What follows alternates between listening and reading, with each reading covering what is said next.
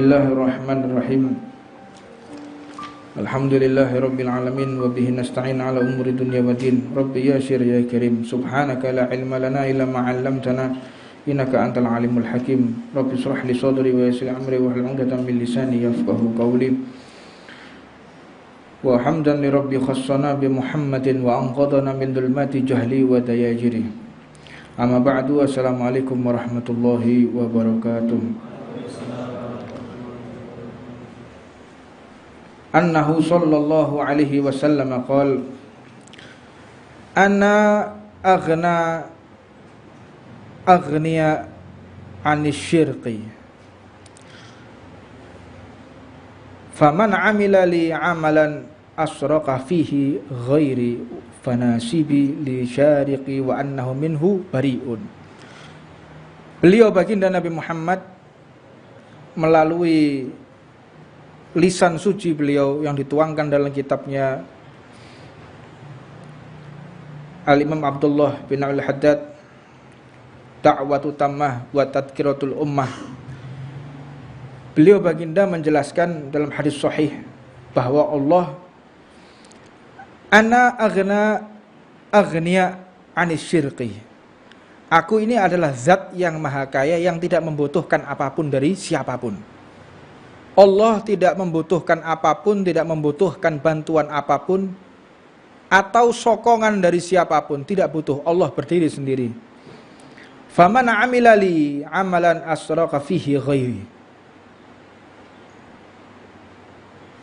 Siapapun mereka yang beramal, mengerjakan amal ibadah selain di hatinya untuk Allah, maka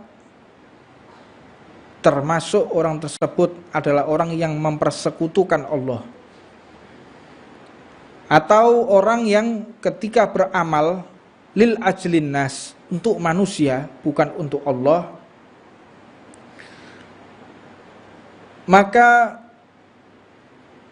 sesungguhnya aku tidak membutuhkan orang-orang yang beramal kepada Allah, dhamirnya kepada Allah di sini, bahwa siapapun yang beramal selain untuk Allah maka aku berlepas tangan darinya. Maknanya apa? Ditolak oleh Allah.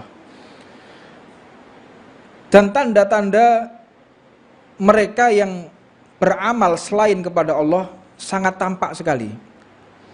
Apabila dia di dalam majelis, maka dia merasa dirinya lebih mulia dari orang lain. Ini orang yang gak ikhlas. Apabila dia seorang pemimpin majelis, maka dia merasa majelisnya tidak boleh ditandingi oleh majelis orang lain. Majelisnya nggak mau kalah, tanafus fihi. Dia saing-saingan. Kalau ada majelis orang lain, wah, panas dia. Ada majelis orang lain, dia langsung emosi. Dan disifatkan juga mereka biasanya memiliki kecemburuan tinggi terhadap santri-santrinya. Kalau ada santrinya pindah ke tempat yang lain, wah, seperti perempuan yang ditinggal kawin lagi. Nah, apa itu jenenge? Diwayoh. Wong wedok lek diwayoh ya, Bu. Kok meneh diwayoh? Diceritani wayoh wae. Muring-muring gak mufakat ya. Muring-muring ngamuk-ngamuk. Lah ini orang yang punya majelis, terus ada santrinya duduk di majelis orang lain, dia cemburu kayak begitu. Ngapain kamu duduk di sana? Kurang apa yang dalam majelis saya. Jadi dia tidak mau santrinya itu dipinang oleh orang lain. Jadi cemburunya luar biasa dia. Akhirnya apa? Membuat satu fitnah. Ya. Nah, akhirnya apa? Santrinya sendiri diejek ya. Santrinya sendiri dicaci maki. Faliyadzubillah min dzalik. Makanya kita beruntung memiliki sanad pemahaman ilmu kepada Habib Umar bin Hafid, kepada Habib Jamal, yang mereka nggak pernah sekalipun menutup atau mereka mengajarkan asobiah, fanatik. Tidak ada majelis sebaik majelis saya ini. Tidak ada majelis lebih berkah dari majelis, nggak pernah seperti itu. Nah, karena apabila mengajarkan seperti itu, otomatis santri yang di bawah ini akan semakin menjadi-jadi. Akhirnya gimana? Nulis status. Kan pernah terjadi itu, nulis status. Sudah jelas punya majelis sendiri, untuk apa duduk di majelisnya orang lain? Faliyadzubillah min dalik ini. Kalau temanmu itu duduk di majelis maksiat, marahlah engkau. Ini sama-sama baca majelis rotibnya, sama-sama baca kitab Imam Haddadnya. Cemburunya kayak begitu. Ini tanda dalam pemahaman ketika di dalam majelis untuk memudahkan kita berpikir. Dan apabila dia seorang pengusaha, dia merasa dirinya tidak dihargai apabila tidak dipuji atas pemberian yang dia keluarkan. Mosok aku wis engkei dhuwit nggih bangun masjid jenengku disebut gak tahu.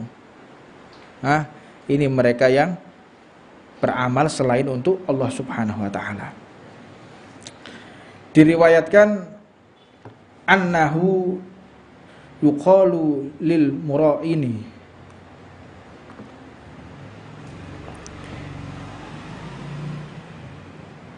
idzal tamassu thawaba a'malihim yaumal qiyamah idhabu ilal ladzina kuntum tur'unahum fid dunya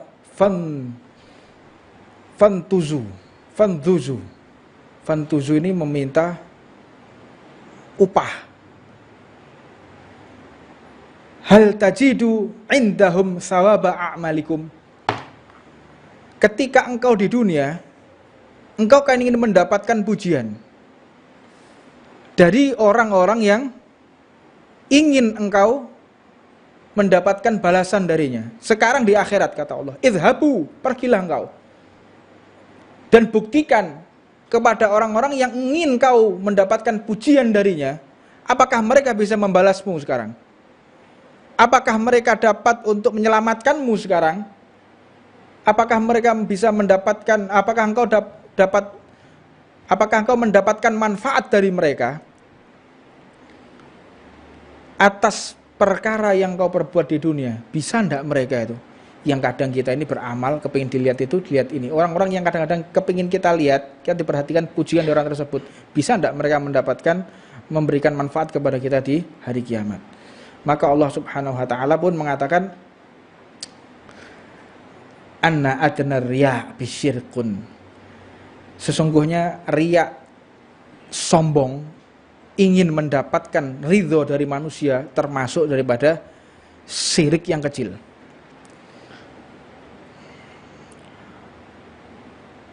Wa an mura'i yunadi yaumal qiyamah bi arba'ati asma'. Bahwa orang-orang nanti yang dia berbuat riya, ingin dipuji seseorang, kelak di hari kiamat dia disebut dengan 4 nama. Ya muroi. Ya muroi. Wong sing golongan golek jeneng, orang cari muka. Orang yang suka cari muka. Ya ghadiri, wahai orang yang merugi. Ya khasiri, wahai orang yang rugi. Ya fajir, orang-orang yang biadab. Idhab fakhud ajroka mimman amilta lahu fala ajroka laka indaka. Apakah mereka dapat memberikan engkau kemanfaatan karena engkau telah mencari ridho dari mereka, padahal kami memiliki posisi yang tidak membutuhkan siapapun, kata Allah. Nah, kalau orang belajar seperti ini lalu di dalam hatinya masih menginginkan pujian dari manusia, dia akan tersiksa, Pak. Semakin hari mereka semakin mendapatkan perasaan tertumpuk seperti itu, maka semakin hari dia akan semakin tersiksa. Orang kalau sudah tidak ikhlas, syirik yang kecil atau riya, sum'ah, gila popularitas, mereka itu tidak segan-segan menegur orang yang tidak memujinya. Kowe lho gak tau terima kasih mbak aku. Naudzubillah min dzalik ya. Engkau ini lo gimana? Nggak ada terima kasihnya, nggak bisa menghargai jasa saya. Kamu nggak bisa menghargai jasa saya. Ini orang yang benar-benar darinya ada syirik. Dia merasa dirinya membutuhkan pujian dari orang lain. Dan adapun mereka yang dibantu lalu menghilangkan jasa dari orang yang membantu, ini adalah seburuk-buruknya manusia. Sejelek-jeleknya manusia, sebiadab-biadabnya manusia, yang mereka menghilangkan jasa orang kepada dirinya. Ada orang membantu kita, ada orang berbuat baik kepada kita, merasa orang tersebut tidak membantu kita. Ini orang yang biadab juga, kayak begitu. Nah, orang yang seperti itu mau tidak mau dia akan tergoda dengan wanita biasanya. Nah, ini dijelaskan. Orang kalau sudah ingin menghapus jasa orang lain dari dirinya, ada orang berbuat baik, dia berhutang jasa kepada si A, tapi dia menutupi bagaimana caranya si A ini tidak berjasa kepada dirinya. Dia tidak lama dia akan tergoda oleh wanita yang bukan muhrimnya dan dia akan berzina. Waliyadzubillah min dzalik. Naudzubillah. Nah, la yadkhul jannah man fi qalbihi mithqala dzarratin min kibir. Tak mungkin seseorang itu masuk ke dalam surga apabila di dalam hatinya ada sedikit mithqala dzarratin min kibir, seberat biji atom dari kesombongan. Biji atom ini bukan kacang atom ya. Pikiran perbadokan ini repot panjen. Kacang atom. Atom itu adalah satuan terkecil dari molekul. Kalau kita belajar fisika kita tahu molekul yang paling kecil atom, biji atom yang nggak terdeteksi, yang nggak bisa ditimbang, nggak bisa oleh kasat mata, itu ada sedikit kecil dari kesombongan, dia tidak akan pernah masuk ke dalam surganya Allah Subhanahu Wa Taala. Dan surga ini bagi orang yang benar-benar mengakui kemuliaan Allah dan menghilangkan ego. Makanya manusia itu dimasukkan neraka agar apa? Egonya hancur dulu. Nah, dia merasa di dunia ini nggak butuh kepada Allah. Akhirnya apa? Maksiat. Dia merasa di dunia ini tidak butuh kepada Allah, patuh kepada Allah karena dia merasa hebat, merasa mampu, punya ekonomi yang bagus, punya strata sosial yang tinggi. Maka akhirnya dia harus dicuci di neraka untuk menghancurkan egonya lagi. Karena diceritakan ada 3 orang dipanggil oleh Allah. Dipanggil oleh Allah yang dia semula di dalam neraka. Dimasukkan 3 orang ini oleh Allah ke neraka. Faliyatubillah min dzalik. Allahumma salimna wa iyyakum. Mudah-mudahan kita diberikan selamat oleh Allah Subhanahu wa taala di hari pembalasan nanti. 3 orang ini diambil oleh malaikat atas perintah Allah, dihadapkan di hadapan Allah. 3 orang ini menangis 3-tiganya. Setelah menangis diperintahkan oleh Allah, hei 3 orang, masuklah engkau kembali ke neraka. Jadi sudah dikeluarkan dari neraka, disuruh kembali lagi oleh Allah masuk ke dalam neraka. Yang satu tadi lari sekencang-kencangnya masuk ke neraka, yang satu lagi toleh lagi, jalan noleh lagi, jalan noleh lagi, tapi jalannya pelan-pelan. Noleh lagi. Terus yang satu lagi nangis gak karuan. Nangis yang terseduh-seduh. Ditanya oleh Allah, sebentar, balik lagi. 3-tiganya balik lagi. Kenapa mulai pertama tadi, begitu aku perintahkan kok langsung lari menuju ke neraka? Kenapa? Ya Allah, semasa di dunia aku gak pernah taat kepadamu. Masa sudah seperti ini saya juga nggak mau taat lagi. Ya udah disiksa ya sudah. Yang penting kali ini saya bisa taat kepadamu. Jadi dia langsung kembali lari ke neraka. Terus kamu, kenapa kamu kok tolah-toleh tadi? Tak perintahkan kok tolah-toleh. Ya Allah, aku berharap daripada rahmatmu. Wis disiksa entek-entekan, ditokno mosok balik meneh bae Gusti Allah. Makanya saya noleh lagi ke belakang. Noleh lagi sambil saya berharap rahmatmu.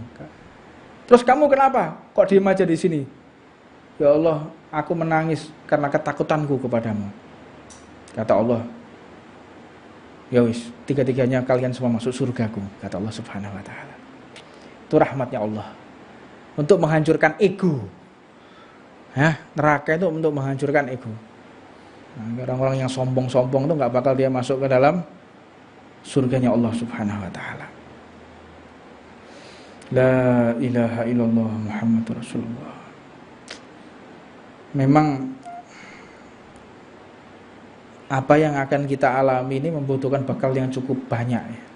Di dunia yang 60 tahun aja kita harus tiap hari kerja. Kalau nggak kerja kita nggak makan. Lalu bagaimana dengan kehidupan yang akan datang nanti? Ibarat kalau kita mau jalan kaki menuju ke Jakarta, apa keperluan yang harus kita siapkan? Katakanlah itu satu aja, alas kaki, sandal. Berapa sandal yang harus kita siapkan untuk jalan kaki menuju ke Jakarta? Berapa kira-kira? 10, 20 jalan kaki sampai ke Jakarta. Kok sandal-sandal menurut kok sandalku be sandalmu ya. Teko babat wis pedhot di sana. 50 sandal jalan kaki dari Tuban menuju Jakarta. Harus ganti sandal lagi. Terus bagaimana kalau kita di akhirat? Berapa sandal yang kita butuhkan di perjalanan waktu yang sifatnya jutaan tahun? Jutaan tahun. Apa bekal yang harus kita bawa ketika nanti di akhirat? Karena di alam kubur itu orang butuh makan. Jangan nggak dipikir butuh makan ya. Di alam kubur itu orang butuh makan, butuh minum, sebagaimana manusia di dunia. Apa beb mangane rawon, soto, bento kowe berarti.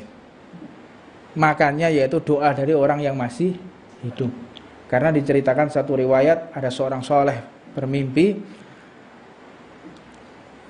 di akhirat itu, di alam kubur itu orang lagi pada nunggu semua. Ketika kita mengirimkan Fatihah untuk ahli kubur, maka malaikat itu menebar al-fatihah ila arwahi ahli kubur minal muslimina wal muslimat wal mu'minina wal mu'minat. Itu kita berikan makanan kepada ahli kubur. Makanya doanya tadi al-fatihah ila arwahi minal amwati wal muslimin, minal amwati minal muslimin, orang-orang yang mati fi hadhil baldah, di kota ini ya. Kita hadiahkan mereka makanan, kiriman, agar mereka bisa hilang dahaganya, agar mereka bisa kenyang perutnya dengan bacaan doa ini. Ini makanan mereka. Diceritakan ada orang bermimpi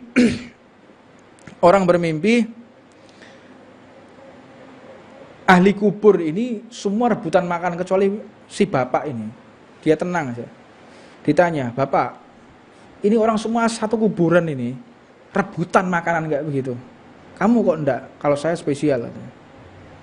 Apa spesialnya? Saya memiliki anak yang soleh, yang senantiasa dia duduk di majelis ta'lim dan didoakan secara khusus. Maka saya pun diberikan bagian khusus oleh malaikatnya Allah Subhanahu wa taala.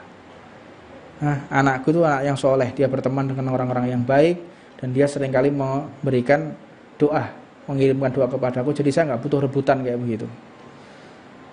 Tidak lama kemudian si orang soleh ini bermimpi lagi, orang tua tersebut ikut rebutan.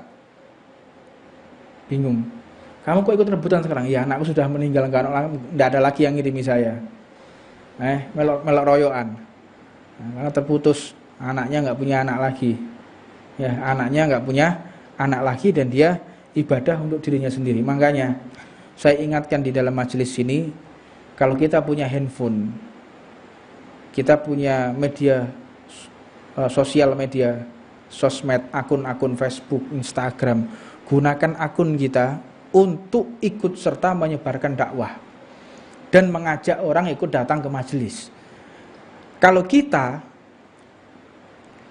mengajak satu orang ini, ayo mas, ayo bro, melok aku bro, untuk majelis. Geopo nom-noman majelisan piring ya, kadang kayak gitu ya. Kancamu sing rada kayak sodrun-sodrun nih. Ayo to melok. Ya wis, akhirnya ikut. Dia ikut dan akhirnya dia mendengarkan dan dia mengamalkan apa yang dia dengarkan di majelis. Ketika kita mati, dia masih mengamalkan itu, pahala kita tidak diputus oleh Allah. Apalagi kalau dia punya anak nantinya, dan anaknya diajarkan seperti dia, gara-gara kita ngajak dia ke majelis, berapa jumlah pahala. Belum lagi kalau kita bisa mampu mengajak orang secara ramai, tulis di medsos. Hari ini ada Jalsatul Itsnain, hari ini ada majelis Rotibul Haddad, kita ikut menyebarkan. Karek metek tok, apalagi aplikasi Facebook, karek mejet tok, bagikan, ceklek. Orang membaca, orang tertarik, apalagi ikut streamingnya, kita ikut menyebarkan. Berapa juta orang yang melihat, berapa banyak huruf yang mereka dengarkan dari majelis ini, sehingga mereka ikut taklim dari streamingnya, ikut taklim, dan mereka bisa mengamalkan. Berapa banyak pahala yang akan dibalas oleh Allah Subhanahu wa Ta'ala. Ini bukan sesuatu yang remeh.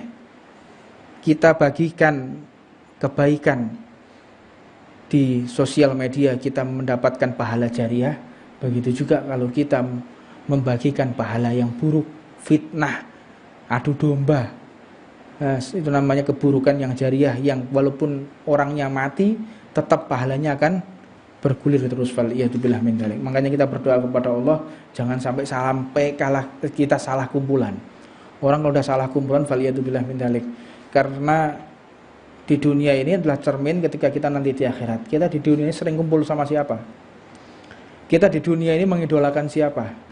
Kita di dunia ini sering mana? Duduk di tempat maksiat atau di tempat-tempat yang baik? Lebih sering mana? Itu adalah gambaran ketika kita di akhirat. Sebetulnya kita semua ini sudah tahu, kita mau di surga atau neraka, sudah tahu semua, Pak.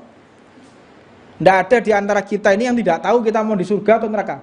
Omong kosong. Omong kosong kalau ada orang, saya nggak tahu saya nanti di neraka atau di surga. Omong kosong. Ya, saya sering kali mengucapkan seperti ini dan menjadi perdebatan. Saya memberanikan diri mengucapkan ini. Omong kosong kalau orang tidak tahu dia nanti di akhirat itu di surga atau neraka. Omong kosong menurut saya. Ketika di dunia kita sering mana? Duduk di warung kopi atau di masjid. Di dunia ini kita mengidolakan siapa dalam hati? Orang yang soleh atau orang yang toleh? Orang yang beruntung, orang soleh kecintaan Allah, atau orang-orang yang jauh dari Allah Subhanahu wa Ta'ala. Kita sudah tahu kok. Kita kalau mau jujur dalam hati, kita sudah tahu. Kita nanti ini di surga atau di neraka, kita sudah paham. Nggak perlu kita ragu-ragu. Kalau kita istiqomah dulu di majelis taklim, khidmah, ikut serta kebaikan, senang sama kebaikan, meninggalkan maksiat, ragu dah kita masuk ke dalam surga, nggak ragu kita. Husnudzon kepada Allah. Karena ini adalah perisai yang paling mahal dari Allah, majelis taklim. Dan tanda yang paling besar dari Allah ketika kita menjadi hamba yang diridhoi oleh Allah Subhanahu wa Ta'ala. Itu ketika kita dihadirkan jasad kita, anggota tubuh kita duduk di majelis taklim, ini sudah satu bentuk tanda besar kalau Allah telah ridho kepada kita. Dan ketika Allah tidak ridho, nggak mungkin kita bisa hadir di tengah-tengah ini. Nggak mungkin. Mustahil. Nggak masuk akal. Muhal ya, muhal. Mustahil. Kalau kita hamba yang dikutuk oleh Allah, nggak mungkin kita bisa duduk di majelis ini. Dan memang kalau kita orang-orang yang dikutuk oleh Allah, nggak bakal mampu kita duduk di tempat seperti ini. Karena satu hal. Banyak dari santri-santri yang bertanya, Bib, ketika membaca la ilaha illallahnya di Rotibul Haddad, Habib ini agak panjang huruf lamnya. La ilaha illallah, la ilaha illallah. Kok la ilaha illallah, kenapa? Makanya orang-orang seperti itu saya suka ya. Kenapa? Dia mengkritisi. Enggak seperti itu. Coba baca. Orang yang membaca la ilaha illallah, lamnya dipanjangkan, dia mulai lahir sampai mati, dosanya dihapus oleh Allah Subhanahu wa Ta'ala dengan satu kali ucapan. Kalau sudah dirinya dihapus dosanya, dia masih mengucapkan itu, dosa kakek moyangnya sampai ke atas dihapus juga oleh Allah. Sudah dihapus juga seluruh tetangga-tetangganya, dosanya dihapus semua oleh Allah Subhanahu wa Ta'ala. Baca la ilaha illallah dengan huruf lamnya dipanjangkan. Makanya la ilaha illallah, la ilaha illallah, huruf lamnya dipanjangkan. Anda membaca seperti itu yang Allah telah ridho, lisan kita mengucapkan nama Allah. Allah hadirkan tubuh kita di tempat ini. Ini pertanda Allah telah ridho kepada kita. Kalau Allah nggak ridho, nggak mungkin Pak. Nggak mungkin kita bisa hadir di tempat ini. Muhal, mustahil. Makanya sulit orang mau duduk hadir di majelis ta'lim ini, sulitnya setengah mati. Sulit. Ada aja. Makanya Allah itu memberikan hidayah di dalam majelis bukan pada saat kita semangat. Saat kita merindukan majelis, semangat-semangatnya. Itu biasa. Namun ketika kita ada halangan, ada satu permasalahan yang membuat kita tidak bisa hadir di dalam majelis, disitulah Allah turunkan hidayah. Sir rahasia majelis ada di situ. Kalau kita sudah ada halangan, kalau kita ada rintangan, ada cobaan, malas, gangguan di jalan, sehingga kita harus kembali pulang, itu Allah sediakan hidayah, Allah sediakan sir rahasia dari kemuliaan orang-orang yang ada di dalam majelis ta'lim. Dan disebutkan hal ini, beliau Imam Abdullah bin Haddad mengatakan, kenapa kita ungkapkan seperti ini? Ini tiada lain agar hamba kita sebagai ciptaan Allah itu mengakui bahwa dalam mendirikan ibadah ini adalah bentuk suatu kewajiban. Dan ketika kita mendirikan ibadah bukan hanya untuk menggugurkan kewajiban. Kita sholat, ini bentuk kewajiban, tapi bukan bertujuan untuk menggugurkan kewajiban. Makanya orang itu beribadah ada 3 hal. Di dunia ini hamba Allah ada 3 hal. Yang pertama, itu adalah ibadahnya orang seperti pedagang, laba rugi yang dihitung. Kaya wong dodolan. Aku lek taat tok ngene donya 60 tahun, saya akan bahagia selama-lamanya. Tapi kalau saya tidak taat di dunia selama 60 tahun, saya akan disiksa selama-lamanya. Mosok 60 tahun, 70 tahun saya menikmati, setelah itu disiksa. Wah, rugi itu namanya. Berarti lebih baik saya itu sengsara 70 tahun, tapi saya bahagia selama-lamanya. Ini imannya, ibadahnya orang yang seperti pedagang. Yang kedua, seperti abad. Apa itu? Budak. Aku lek sampai gak di melaksanakan sholat, gak melaksanakan perintah Allah, disiksa habis-habisan. Takut bawaannya. Ini ibadahnya budak kayak gitu. Orang budak. Adapun yang ketiga, ibadahnya orang yang ikhlas, mereka tidak butuh di surga dan mereka tidak butuh juga dan mereka tidak takut atas neraka. Mereka adalah orang-orang yang ikhlas. Karena pernah diceritakan ada satu santri dari seorang murid, seorang habaib, seorang yang memiliki tinggi kedudukannya. Dia seorang bukan habaib tapi memiliki makom khos indallah. Muridnya Habib ini memiliki makom khos, sampai dia bisa melihat siapa saja yang sudah dicatat oleh Allah masuk neraka dan siapapun yang masuk ke dalam surga. Akhirnya hijabnya terbuka, dia bisa melihat nama gurunya berada di neraka. Namun si Habib ini namanya di neraka. Terus si murid tadi mulai kendor. Gimana ini? Seorang alim, orang yang soleh, pengajar ilmu agama, namanya ada di neraka. Sedangkan namaku ada di surga. Dia bisa melihat nama sendiri ada di surga, sedangkan gurunya berada di neraka. Akhirnya dilaporkan kepada gurunya. Wahai guruku, engkau tahu apa yang terjadi kepadaku. Aku melihat Allah telah membuka hijabku. Aku melihat namamu ini ada di neraka. Si gurunya ini cuma tersenyum dan tidak mengurangi dan menambahkan ibadahnya. Usiku istiqomahnya apa, ya udah itu. 10 tahun kemudian hijabnya kebuka lagi. Dilihat nama gurunya berada di posisi terdekat bersama para sahabat Nabi Muhammad di surganya Allah. Akhirnya ditanyakan lagi, wahai guruku, namamu sekarang berada di dekatnya para sahabat. Kau adalah orang-orang terpilih, orang nomor satunya Allah di kalangan para ulama. Gurunya pun tersenyum. Engkau melihat itu 10 tahun yang lalu. Kalau kamu bisa melihat terus aku tidak bisa melihat begitu. Kalau kita kira-kira gimana, Pak? Ibadah mempeng, sholat, tapi nama kita masih di neraka. Kira-kira gimana kita? Buyar yo. Gak sembayang-sembayangan yo. Ini mereka kayak begitu. Para ulama itu. Mereka yang sudah memiliki makom-makom khos di hadapan Allah, dia tidak akan menambahkan amaliyahnya, dia di neraka atau di surga. Enggak, kewajiban saya istiqomah, kewajiban saya ini melaksanakan sunnah, kewajiban saya berdakwah di jalan Allah. Terserah Allah menempatkan saya di surga atau di neraka. Saya ini cuma hamba. Saya nggak berhak menuntut kepada Allah. Saya harus ke surga. Saya menghindar dari neraka. Enggak seperti itu. Terserah Allah. Saya mau ditempatkan dimanapun. Itu orang-orang yang memiliki kedudukan ikhlas di hadapan Allah Subhanahu wa Ta'ala. Ini kita ceritakan untuk apa? Agar kita tahu betapa jauhnya kita dengan mereka. Kita ceritakan seperti ini untuk apa? Untuk evaluasi diri.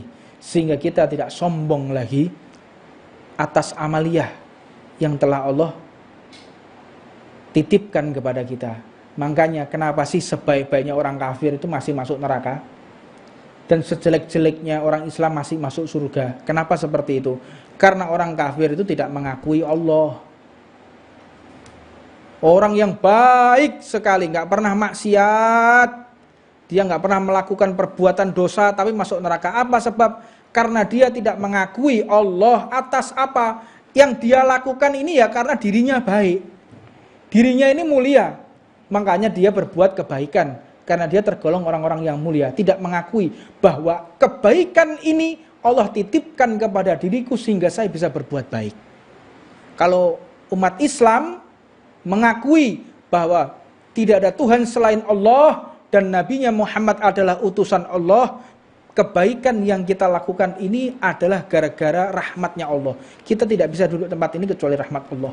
Kita tidak bisa sholat kecuali rahmat Allah. Kita nggak bisa berbuat baik kecuali rahmat Allah. Mengakui diri kita bahwa kita seorang hamba dan kita melakukan kebaikan karena rahmat Allah, bukan karena kemampuan diri kita yang berbuat baik.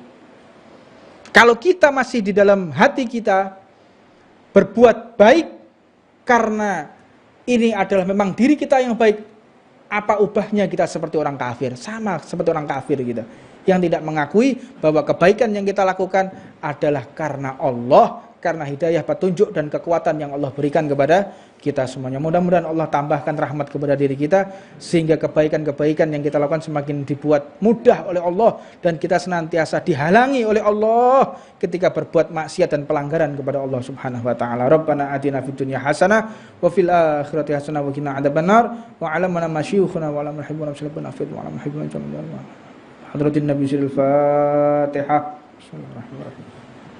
Rahman rahim maliki yaumiddin. Ta'ala Muhammadun 'alaihi wa sallam.